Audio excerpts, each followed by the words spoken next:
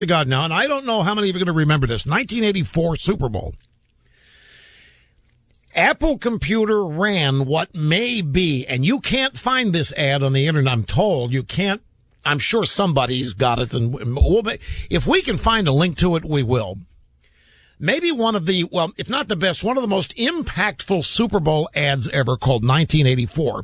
And this was the year that Apple introduced the Macintosh computer. And this ad, black and white ad, featured a dear leader in front of robotic people on a giant screen in a big room with a single revolutionary person running through the crowd, throwing some kind of weapon at the screen and obliterating dear leader. And it ends with think different. And when I saw Michelle Obama and that giant, I mean, she dwarfed Nicholson. If you look at that, if you saw it, that screen on that stage, Michelle and the military people, gosh,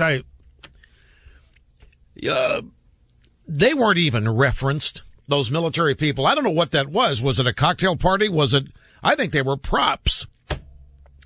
Anyway, she looked bigger than, I mean, much more bigger than life. I mean, she looked like anybody would have. Don't misunderstand it. Look, just one bite and swallow that whole room. That's how big.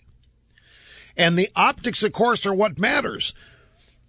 And I thought of 1984. Thought that Obama, the Macintosh ad from the Super Bowl in 1984, were exact type of scenario. Except Michelle Obama was actually the dear leader of this obviously a totalitarian state. And the dear leader was making some giant speech and fist pounding, and robotic citizens are sitting there nodding, everybody in total agreement, and a lone person runs down the center aisle and obliterates and destroys the screen.